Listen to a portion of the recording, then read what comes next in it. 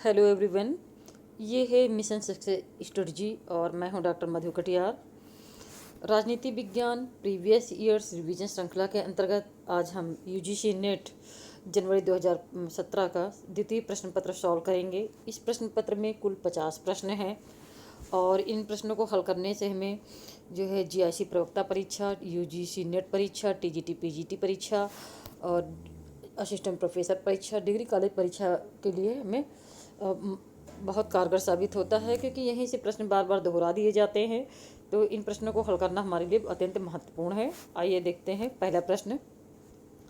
पहला प्रश्न है, नीचे दो अभिकथन दिए गए हैं, एक अभिकथन एक और दूसरे को तर्क आर कहा गया। नीचे दिए गए कोड का सही प्रयोग करके सही उत्तर चुनिए। कौटिल्य मजबूत शासक की आवश्यकता पर बल देता है, तो साथियों ये बिल्कुल सही है। कौटिल्य जो है मजबूत शासक की आवश्यकता पर बल देता है। उसे समाज में अराजकता के खतरे व्यवस्था स्थापित करने की अनिवार्यता का उत्कट बोध था, तो यह भी सही है और कारण कथन की सही व्याख्या है। साथियों कौटिल्य ने अपनी विश्व विख्यात कृति अर्थशास्त्र में राज्य के लिए मजबूत शासक की आवश्यकता पर बल दिया। और इसमें क्यों दिया? क्योंकि उसमें समाज में अराजकता खतरे तथा व्यवस्था स्थापित करने की अनिवार्यता का उत्कट बोध था। इसके लिए कौटिल्य राज्य के लिए दंड शक्ति के साथ साथ राजा की दिनचर्या का भी निर्धारण किया है। निम्नलिखित में से कौन प्लेटो के विचारों के सिद्धांत का स्रोत नहीं है? तो आइए देखते हैं। तो हेराक्लिटज संभूति के क्षेत्र का विचार, ये प्लेटो के विचार का क्षेत्र है। सुकरात अवधारणाओं का सिद्धांत, ये भी है। और एलियाटिक्स निरपेक्ष संभूति के विचार के क्षेत्र, ये भी संबंधित है। लेकिन एंटिस्थेनिस निरपेक्ष वैराग्य वृत्ति तथा कठोर स्वायातना का विचार, ये प्लेटो के विचार का आधार नहीं है। यहाँ पे जो है कुछ जो है आरस्तु के कार्यकरण भाव के सिद्धांत दिए गए हैं और इसका स्पष्टीकरण किया गया है। आइए देखते हैं। तो सबसे पहले निमित्त कारण। निमित्त क्या होता है? किसी भी उसका गति का कारण होता है। अंतिम कारण क्या है? वह उद्देश्य जिसकी ओर गतिविधि लक्षित है। भौतिक कारण पदार्थ जिससे बना है। औपचारिक कारण वस्तु का पदार्थ एवं इसके माध्यम से अरस्तु अपने टियोलॉजिकल अप्रोच यानी स्वदेशात्मक सिद्धांत की व्याख्या करता है। एवरीथिंग इज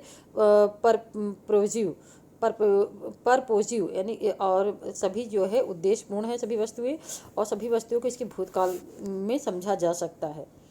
नीचे कथन और कारण दिया है। लाभ के लिए श्रम संपत्ति का स्रोत और औचित्य है, कथन बिल्कुल सही है।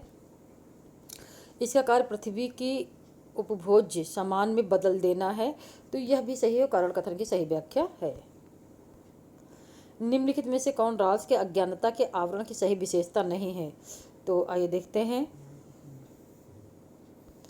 तो पहला इसका है कि समाज में अपना स्थान, अपनी वर्ग स्थित अथवा सामाजिक हैसियत को कोई नहीं जानता, ये सही है। प्राकृतिक संपदाओं के वितरण तथा क्षमता से अपने भाग्य को कोई नहीं जानता, यह भी सही है। पक्षकार अपने विशिष्ट मनोवैज्ञानिक प्रवृत्तियों को जानते हैं, यह कथन बिल्कुल गलत है। पक्षकार अच्छे की अपनी अवधारणा के बारे में भी नहीं जानते हैं, यह सही है। देखिए, जॉन राल्स ने अपने न्याय सिद्धांत का निर्माण करने के लिए सामाजिक समझौते और अज्ञानता के पर्दे का सहारा लिया था। और अज्ञानता के पर्दे से आशय यह था कि व्यक्ति का समाज में अपनी वर्तमान स्थिति का पता नहीं, व्यक्ति का भी पता नहीं, अर्थात पक्षकार अपनी विशिष्ट मनोवैज्ञानिक वृत्तियों को भी नहीं जानता है। निम्नलिखित में से किसने कल्याणकारी राज्य को एक प्रकार की दासता के रूप में वर्णन किया? तो जो रॉबर्ट नाजिक हैं, उन्होंने जो है कल्याणकारी राज्य को एक प्रकार की दासता के रूप में वर्णित किया है। रॉबर्ट नाजिक ने अपनी प्रसिद्ध कृति अनार्की स्टेट एंड यूटोपिया 1974 के अंतर्गत लाक के राज्य सिद्धांत को नए संदर्भ में दोहराते हुए यह तर्क दिया कि प्राकृतिक दशा में व्यक्तियों के अपने अधिकार होते हैं, जिनकी रक्षा के लिए समाज और राज्य का निर्माण किया जाता है। नाजिक के चिंतन का केंद्र व्यक्ति है। वह यह नहीं मानता कि समाज, राज्य या अन्य किसी समुदाय के कोई अधिकार या कर्तव्य हो सकते हैं। उसकी वैधता वहीं तक है जहाँ तक वे व्यक्तियों के स्वैच्छिक समूह हैं, इसलिए नहीं कि वे अपने सदस्यों का कल्याण कर सकते हैं। उसकी मान्यता है कल्याणकारी राज्य एक प्रकार की दासता की ओर ले जाता है। EMS नंबूदरीपाद की पुस्तक महात्मा एंड इज्म निम्नलिखित में से किस विचारधारा के दृष्टिकोण से महात्मा गांधी का विश्लेषण किया है? तो जो इन्होंने नंबूदरीपाद की जो पुस्तक है, इसमें इन्होंने मार्क्सवादी दृष्टिकोण से महात्मा गांधी के विचार का विश्लेषण किया है।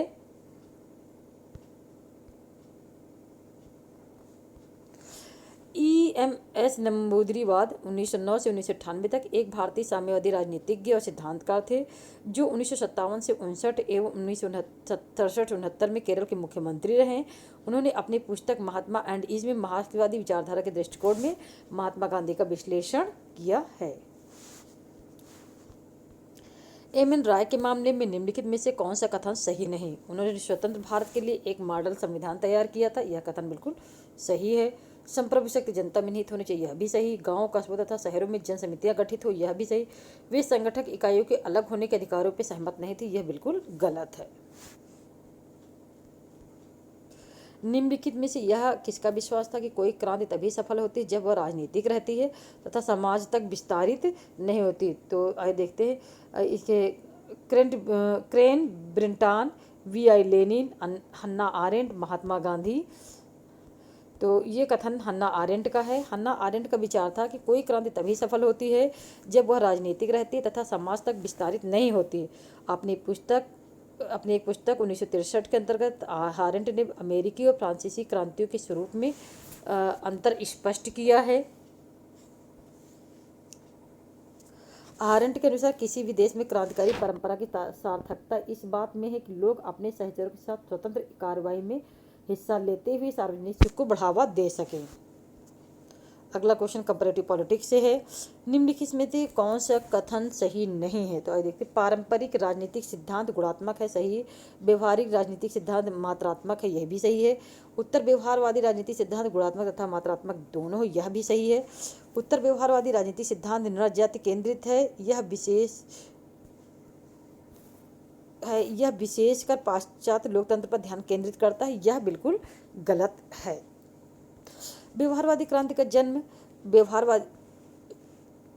उत्तर व्यवहारवादी क्रांति का जन्म व्यवहारवादी रूढ़वादिता, जड़ता और दिशाहीनता के कारण हुआ। व्यवहारवादी क्रांति के साथ ही समाज और विश्व अनेक संकटों समस्याओं से घिर गया, जैसे परमाणु युद्ध का भय, अमेरिका में गृह युद्ध की बढ़ती हुई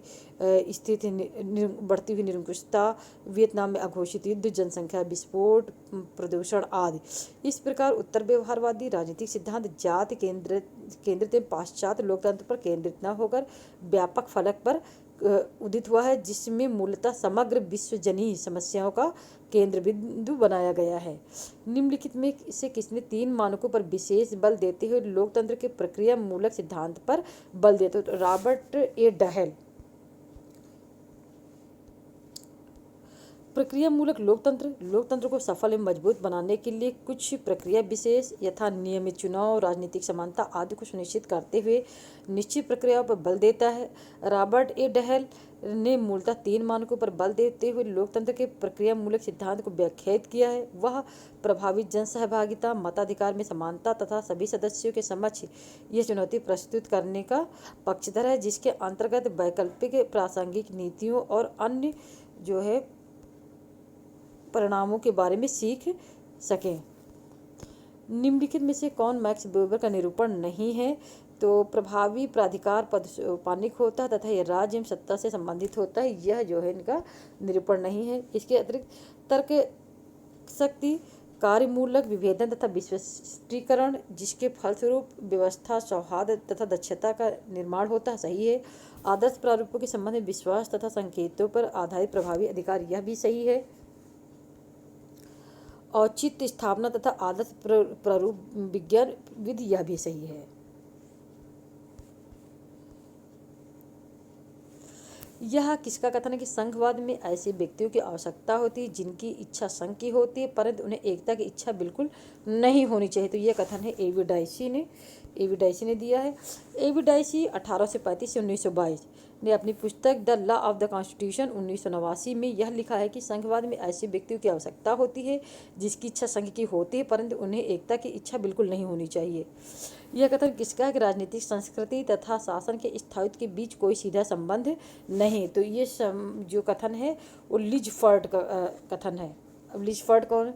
लिजफर्ड 1936 ने अपनी पुस्तक डेमोक्रेसी इन प्लूरल सोसाइटीज़ 1977 में यह माना है कि राजनीतिक संस्कृति तथा शासन के स्थायित्व के बीच कोई सीधा संबंध नहीं है। संयुक्त राज्य अमेरिका के राष्ट्रपति को अपने मार्ग को अपनाने की क्षमता 4 महत्वपूर्ण संबंधों पर निर्भर करता है: कांग्रेस, संघीय नौकरशाही, उच्चतम न्यायालय और मास मीडिया।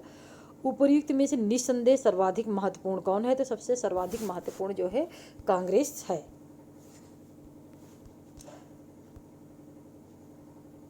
सी राइट मिल्स की रचना द पावर इलीट 1956 ने निम्नलिखित में से किसमें अभिजनों का सामान्य विश्लेषण प्रस्तुत किया? तो जो सी राइट मिल्स ने संयुक्त राज्य अमेरिका के विकसित पूंजीवाद में जो है अपने अभिजनों के समान विश्लेषण प्रस्तुत किया है। अमेरिकी राजनीतिक चिंतक सी राइट मिल्स से अपनी रचना में संयुक्त राज्य अमेरिका के विकसित पूंजीवाद में अभिजनों का सामान्य विश्लेषण प्रस्तुत किया। मिल्स ने अभिजन का परिस्थिति या मनोविज्ञान के बजाय आर्थिक व सामाजिक संरचना के आधार पर गठित बताया। उनके मतानुसार अमेरिका में किसी भी समय की अपेक्षा शक्ति अधिक सीमित, अल्पसंख्यक तथा संकुचित वर्ग के हाथों में संकेंद्रित है। यह किसका निरूपण है कि शक्ति पैसा की तरह है? तो यह है टालकट पार्सन्स का मानना कि जो है शक्ति पैसा की तरह है। अमेरिकी समाज वैज्ञानिक टालकट पार्सन्स का अभिमत है कि शक्ति पैसा की तरह है। The structure and change of the social system edition 1983 एवं American society towards a theory of societal community edition 2007 इनकी प्रमुख पुस्तकें हैं। कैच ऑल पार्टी निम्नलिखित में से किसमें उत्तर द्वितीय विश्व युद्ध की दलीय व्यवस्था का वर्णन करती है? तो पश्चिमी यूरोप में कैच ऑल पार्टी जो है पश्चिमी यूरोप में जो है उत्तर द्वितीय विश्व युद्ध की दलीय व्यवस्था का वर्णन करती है। राजनीति में कैच ऑल पार्टी वह राजनीतिक पार्टी होती जो विविध दृष्टिकोणों से लोगों को आकर्षित करती है। वह यह कुछ ही मुद्दों को प्रचारित करती है, उन्हीं से एक विस्तृत प्रभाव उत्पादक कर देती है। कैच ऑल पार्टी उत्तर द्वितीय विश्व युद्ध के काल में शीत युद्ध में अमेरिका की महती भूमिका के परिणाम स्वरूप पश्चिमी यूरोप की दलीय व्यवस्था का वर्णन करती है। कथन और कारण है, देखते हैं। सहवर्तन लोकतंत्र का एक अपूर्ण सिद्धांत है। कथन बिल्कुल सही है, क्योंकि वह वास्तविक विकल्प को मार्ग अवरुद्ध करता है। कारण भी सही, लेकिन वो सही इसकी व्याख्या नहीं है। मूल रूप से सहवर्तन लोकतंत्र का लक्ष्य सरकार को स्थिरता प्रदान करना है, शक्ति समूहों का प्रबंधन करना है, लोकतंत्र को बचाए रखना है तथा हिंसा से दूर रखना होता है। यह उन देशों में पाया जाता है जहाँ का समाज गंभीर रूप से जनजातियों, संप्रदायों, नस्लों या क्षेत्रीयता के आधार पर स्पष्ट रूप से बटे होते हैं। सहवर्तन लोकतंत्र का एक संपूर्ण सिद्धांत अवश्य है, किंतु यह वास्तविक विकल्प का मार्ग अवरुद्ध न करके एक वास्तविक विकल्प के रूप में है। यह कथन किसका है कि संविधान सभा अनिवार्यतः एक दलीय देश में एक दलीय निकाय थी। यह सभा कांग्रेस तथा कांग्रेस ही भारत था। यह कथन जो है ग्रेनविल ऑस्टिन का कथन है। ग्रेनविल ऑस्टिन ने अपनी पुस्तक the Indian constitution corner stone of a nation 1999 में कहा है कि संविधान सभा अनिवार्यतः एक दलीय देश में एक दलीय निकाय थी। यह सभा कांग्रेस थी तथा कांग्रेस ही भारत था। यहाँ पे कुछ रचनाएं हैं और उनके लेखक हैं, तो आइए देखते हैं। The child and the state in India, ये मायरन वीरन की रचना है। The Hindu nationalist movement and Indian politics, यह है क्रिस्टोफर जेफेरलॉट है। The political economy of development in India, ये है प्रणब वर्धन की। और पॉवर्टी एमिड प्लेंटी इन न्यू इंडिया, ये अतुल कोहली की रचना है। निम्नलिखित में से किन्हें भारत के राष्ट्रपति अथवा राज्यपाल द्वारा क्षमा प्रदान करने के अधिकार के प्रयोग में न्यायिक समीक्षा के अधिकार के रूप में पहचान की गई है? आइए देखते हैं कि आदेश को मस्ती का प्रयोग किए बिना पारित किया गया है, बिल्कुल सही है। कि ये आदेश दुर्भावनापूर्ण है, यह भी सही। कि आदेश को बाह्य अथवा पूर्णतः असंगत अनुचिंतन के आधार पर पारित किया गया है। आदेश यादृच्छिकता से ग्रसित है। इन सभी चारों आधार पे जो है वो न्यायिक समीक्षा की जा सकती है। यहाँ पे पंचायती राज समिति दिए हैं और उनके गठित होने के वर्ष। तो सबसे पहले जो इसमें है वो C.H. हनुमंतराव समिति 1984, G.V.K. राव समिति 1985, अशोक मेहता 1978, जबकि अशोक मेहता 1978 नहीं बल्कि 1977 है। और L.M. संघवी समिति 1986, ये बिल्कुल सही है।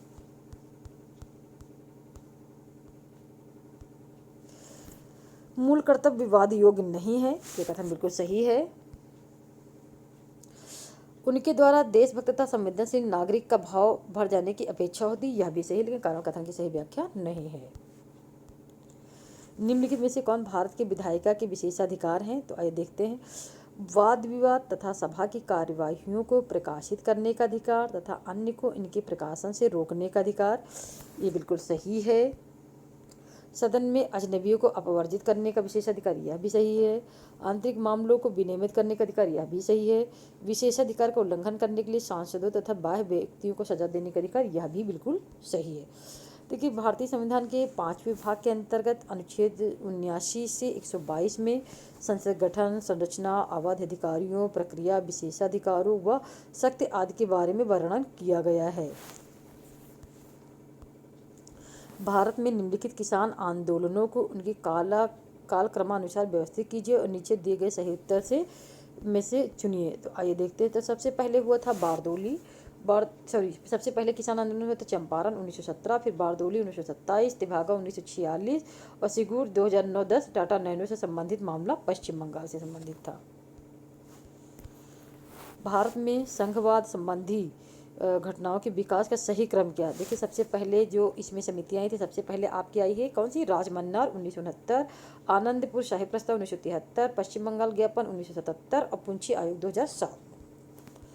निम्नलिखित में से किसने भारतीय पूंजीवाद का वर्णन धर्मशाला पूंजीवाद के रूप में किया था? तो राजकृष्ण ने जो है जो प्रसिद्ध अर्थशास्त्री, इन्होंने भारतीय पूंजीवाद को धर्मशाला पूंजीवाद के रूप में वर्णन किया था। प्रसिद्ध भारतीय अर्थशास्त्री Krishnaraj Delhi School of Economics के प्रोफेसर थे। इन्होंने हिंदू विकास दर की अवस्था का उल्लेखनीय विश्लेषण किया है। उन्होंने भारतीय पूंजीवाद का वर्णन धर्मशाला पूंजीवाद के रूप में किया है। निम्नलिखित में से कौन भारत में चुनाव सुधारों से संबद्ध नहीं है? आइए देखते। देखिए, चुनाव सुधार संबंधी तारकुंडे समिति है, दिनेश गोस्वामी समिति है, इंद्रजीत गुप्ता समिति, लेकिन NN वोहरा समिति जो है ये उससे संबंधित नहीं है। इसका संबंध जो है भारतीय राजनीति में अपराध और राजनीति के बीच साठगांठ की जांच करने के लिए हुआ था और ये NN वोहरा समिति 1993 में गठित की गई थी। निम्नलिखित में से कौन भारत में बजट को लागू करने हेतु नोडल एजेंसी है? तो वित्त मंत्रालय जो है भारत में बजट लागू करने के लिए नोडल एजेंसी है। भारत में शब्द घाटा वित्तीयन को सर्वप्रथम निम्नलिखित में से किसके द्वारा परिभाषित किया गया था? तो जो घाटा वित्तीय का आशय है, सरकार जितना कर राजस्व वसूलेगी उससे अधिक व्यय करेगी। भारत में शब्द घाटा वित्तीय प्रथम पंचवर्षीय योजना 1952 से 57 के द्वारा सर्वप्रथम परिभाषित किया गया था। तो इस प्रकार जो है विकल्प नंबर ए आपका बिल्कुल सही है, प्रथम पंचवर्षीय योजना।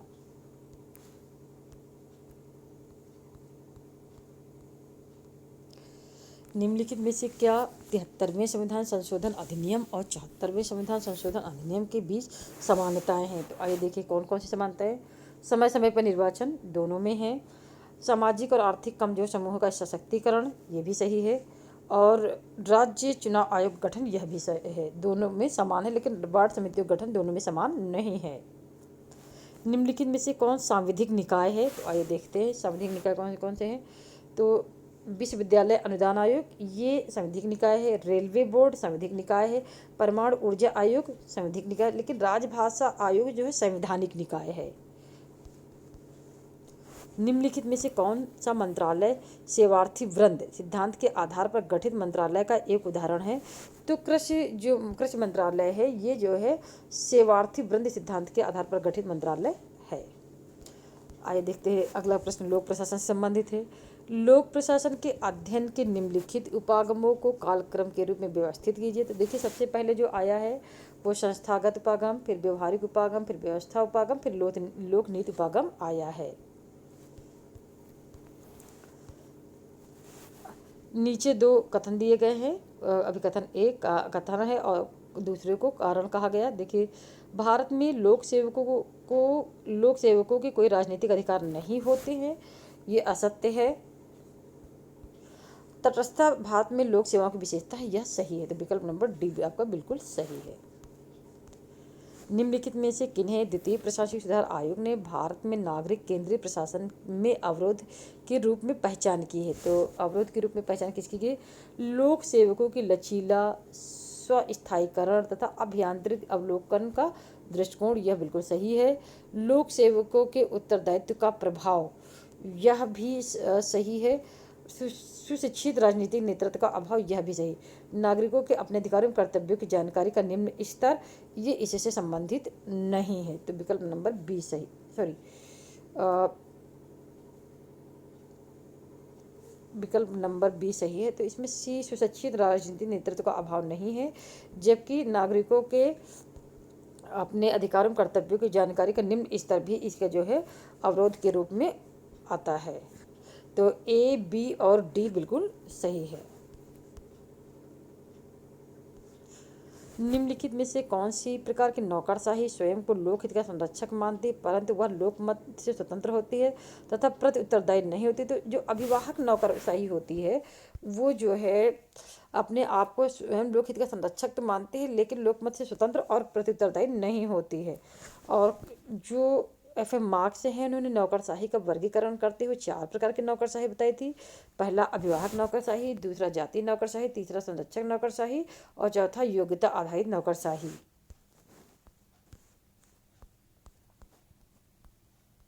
निम्नलिखित में से किसका यह विचार है? आयोजना, संगठन निर्माण, समन्वयकार तथा बजट निर्माण की प्रबंधकीय तकनीकी तथा कौशल सार्वजनिक तथा निजी प्रशासन में एक समान है। तो इसमें देखिए कौन कौन से विचारक हैं आपके, हेनरी फेयोल हैं, एम.पी. फॉलेट हैं, लूथर गुलिक हैं और एल उर्विक, अर्थात विकल्प डी आपका बिल्कुल सही है, जो कि लोक प्रशासन और निजी प्रशासन में सामान्य रूप से मानते हैं।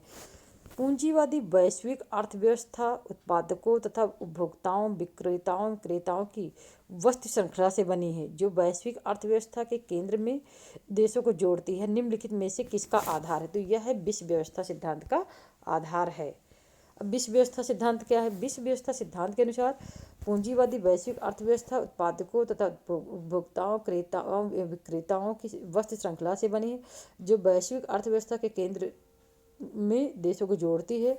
विश्व अर्थव्यवस्था को पूंजीवादी या बाजारवादी अर्थव्यवस्था माना जाता है। उन्होंने बताया कि विकासशील देश भी विकसित पूंजीवादी देशों की श्रेणी में पहुंच सकते हैं, इसलिए कोर परिधि व अर्ध परिधि के माध्यम से स्थानांतरण संभव है। निम्नलिखित में से कौन यथार्थवाद की ब्रितानी विचारधारा ब्रिटिश स्कूल ऑफ रियलिज्म से संबंधित है? तो हेडली बुल जो है ब्रिटिश स्कूल ऑफ रियलिज्म यानी इससे संबंधित हैं। हेडली बुल एवं जेम्स रोजनाउ यथार्थवाद की ब्रितानी विचारधारा से संबंधित है। इसके अनुसार विचार व विचारधाराओं के द्वारा विश्व राजनीति का निर्माण होता है। अंतर्राष्ट्रीय राजनीति मानवीय संबंधी का एक भाग है जिसके आधारभूत मूल स्वतंत्रता, व्यवस्था एवं न्याय है।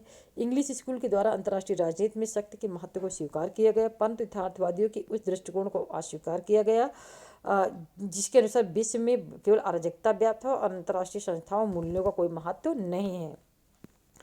आतंक का संतुलन का विचार निम्नलिखित में से किससे संबंधित है? तो जो आतंक का संतुलन का विचार जो है वो आपका संबंधित है परमाणु हथियारों से निकलने वाली दुनिया को बार बार तबाह करने की क्षमता से।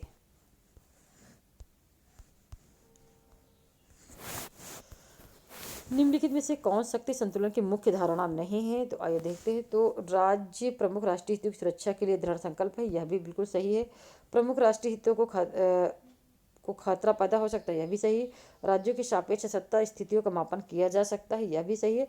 लेकिन राज्य दूसरों के व्यवहार का मूल्यांकन करने हेतु नैतिक मानदंडों को लागू करते हैं, यह बिल्कुल सही नहीं है। अंतर्राष्ट्रीय राजनीति क्षेत्र में व्यवस्था सिद्धांत के अंतर्गत शक्ति संतुलन मॉडर्न का प्रतिपादन मॉर्टन ए कापलिन ने अपनी पुस्तक system and process in international politics 1957 में किया था।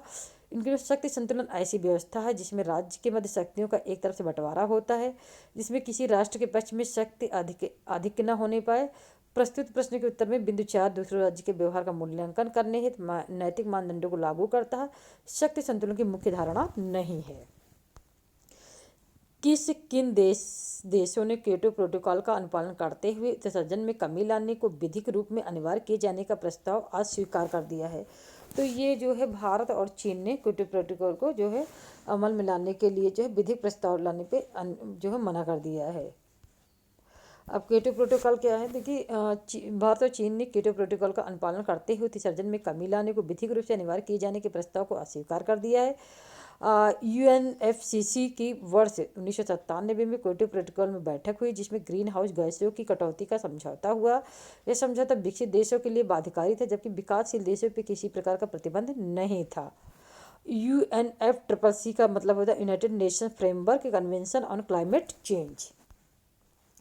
USSR के किस नेता ने शांतिपूर्ण सह अस्तित्व की नीति शुरू की थी? तो ये ख्रुश्चेव ने जो है शुरू की थी। सोवियत संघ के नेता ख्रुश्चेव द्वारा वर्ष 1953 में शांतिपूर्ण सह अस्तित्व का नारा दिया गया था क्योंकि उनका मानना था कि अमेरिका और सोवियत संघ परमाणु शक्ति संपन्न राज्य हैं जिनके बीच सहयोग ही एकमात्र विकल्प है। ख्रुश्चेव ने कहा है कि इसका अभिप्राय यह नहीं कि वर्ग संघर्ष समाप्त हो चुका है, बल्कि ख्रुश्चेव ने कहा कि वर्ग संघर्ष का ही दूसरा रूप है। शीतकाल की समाप्ति पर फ्रांसिस फुकुयामा ने इतिहास का अंत का विचार दिया था जिसका अर्थ है विश्व में प्रकट घटनाएं अब नहीं होंगी, वैश्विक स्तर पर तनाव में टकराव नहीं होगा, सैद्धांतिक संघर्ष अब समाप्त हो चुका है। सैद्धांतिक संघर्ष नए साक्षात्कार के तो जो फ्रांसिस फुकुयामा के अनुसार सैद्धांतिक संघर्ष अब समाप्त हो चुका है। प्रसिद्ध अमेरिकी राजनीतिक विचारक फ्रांसिस फुकुयामा ने 1989 में इतिहास के अंत का विचार दिया था जिसका अर्थ है सैद्धांतिक संघर्ष अब समाप्त हो चुका है। यह विचार 1989 में उन्होंने इंड ऑफ हिस्ट्री नामक लेख में दिया था। 1991 में सोवियत संघ के विघटन के बाद प्रकाशित उनकी पुस्तक End of History and the Last Man में उन्होंने यह भविष्यवाणी किया कि वामपंथ की अंतिम पराजय हो चुकी है और दुनिया को सभ्य समाज के लिए जिस व्यवस्था की तलाश थी उसे वह पूंजीवादी लोकतांत्रिक व्यवस्था के रूप में प्राप्त हो गया है। शांति कार्यक्रम के लिए नाटो की भागीदारी का उद्देश्य था भूतपूर्व पूर्वी गुट के राज्यों को इस संगठन में शामिल करना। ये नाटो का उद्देश्य था। निम्नलिखित में से किस घटना को शीत युद्ध की समाप्ति का संकेत माना जाता है? तो जो है वर्ष 1989 में बर्लिन की दीवार का गिराया जाना जो शीत युद्ध की समाप्ति का संकेत माना जाता है। निम्नलिखित में से किस संधि पर हस्ताक्षर किए जाने के परिणाम स्वरूप यूरोपीय समुदाय का नाम बदलकर उसे नया नाम यूरोपीय संघ दिया गया? तो जो मास्ट्रिच संधि थी उस पर हस्ताक्षर के बाद इसका नाम परिवर्तित हो गया था। और ये कब हस्ताक्षरित हुई थी? 7 फरवरी 1992। और इस वीडियो का अंतिम प्रश्न, निम्नलिखित में से कौन संयुक्त राष्ट्र की विशिष्ट एजेंसी नहीं है? तो आइए देखते हैं। देखिए WHO यानी वर्ल्ड हेल्थ ऑर्गेनाइजेशन है, WFO यानी FAO ये भी है, IMF भी है, लेकिन जो OPEC है वो OPEC इसमें नहीं आता है। OPEC क्या है? OPEC जो Organization of Petroleum Exporting Countries है, प्रमुख तेल निर्यातक देशों का संगठन है जिसकी स्थापना 1973 में हुई थी, जबकि IMF, WHO और FAO संयुक्त राष्ट्र की विशिष्ट एजेंसियां हैं। इसी के साथ ये वीडियो समाप्त हुआ। साथियों, हमारा वीडियो कैसा लगा हमें ज़रूर बताएं और वीडियो को लाइक कीजिए, शेयर कीजिए और कमेंट कीजिए और हमारे चैनल को सब्सक्राइब कीजिए। धन्यवाद।